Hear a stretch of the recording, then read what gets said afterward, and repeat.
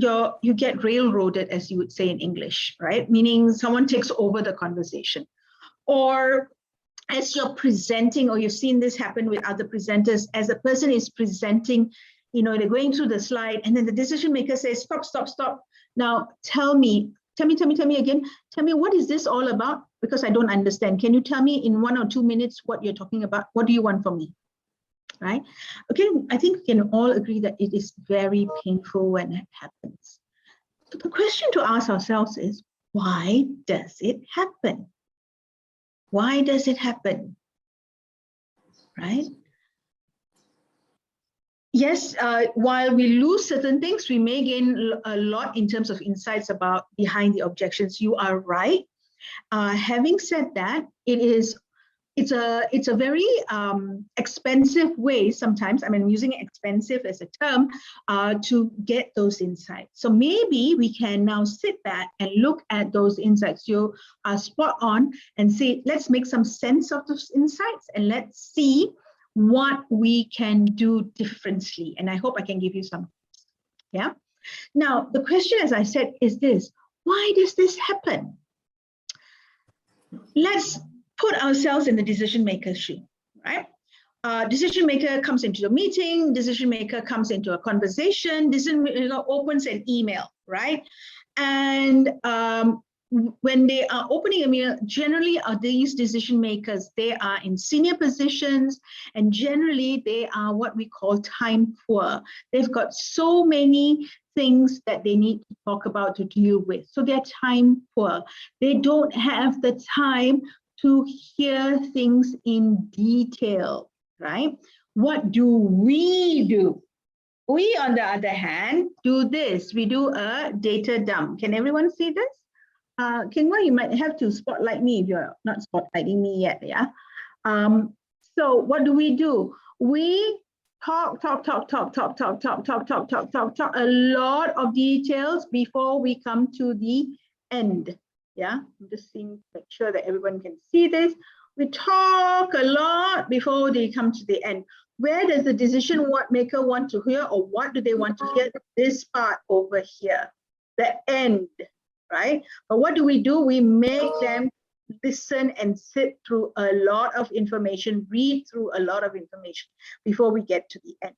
So how then do we solve this issue? The way to solve the issue is to take the pyramid and turn it the other way around. And when the pyramid turns the other way around, what happens is we start with our idea first. We start with our suggestion first, and then we give all the information later. So ladies and gentlemen, this is tip number 1. Take that pyramid, which is how we are talking right now, lots of data, lots of information before we come to the idea, and we turn the pyramid around and we start with the idea and then give the information after that. When we do that, it is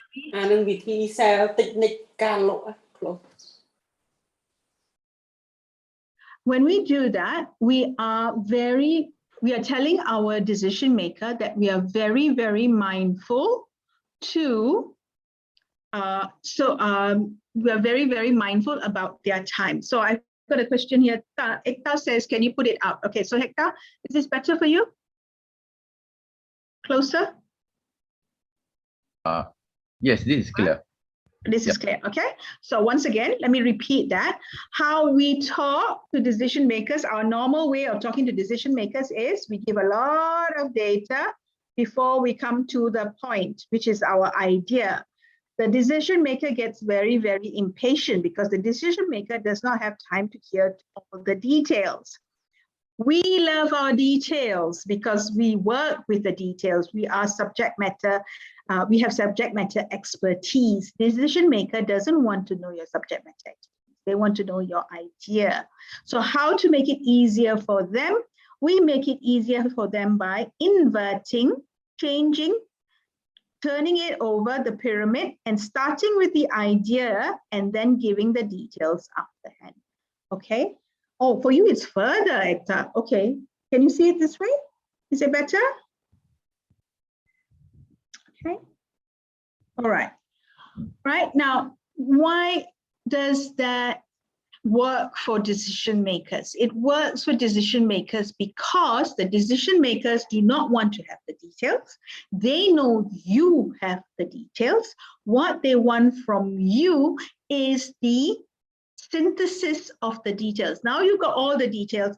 You have done all the thinking. You have done all the decision making. What has that come up to? I need to know the big picture first. When I can pick onto the big picture, then I am willing to listen to the details. Okay. Having said that, it is how we put the big picture across. We can't just say, this is the big picture. How do we put the big picture across so that it is influential to the other person? It influences the way they think. It persuades them to come to our way of thinking. I'm going to share with you a video. It's a short video, under 2 minutes. There is no talking actually very much in the video, but it says a lot. I would like you to pay close attention to the video, because at the end of the video, we will dissect the video. We will look at the video and we will pull it apart and see what are the tips that are in that video to help us work with this idea first strategy. Okay. All right. Let me get the video going and let me make sure that I move it into place. Okay. Very good. Kim says that you've seen the video a few years ago. Yeah, I'm not surprised, because this video has been out there for a while now. It's a video by a lady called Andrea Gardner, right? And it's a very powerful video. So we're going to use this video to investigate, okay, to see what are some learning points that we can get from this video, right? Yeah, so Tip, you're right. It's fact versus feelings, powerful words written to influence people. Yeah, spot on, right? How did they do it? How did they do it, right? So what's the idea of the blind person? What was the blind person's idea or suggestion or proposal? Give me money, right? Help me by giving me money, right? Put some donations into the can, put some coins into the can, right? So that was his idea. However, the first way that he did it and the second way that he did it was very, very different. So let's unpack how he did it, right? Now, let's look at the first message. What was the first message that he put? The message that he put was, I'm blind, please help. It did not work.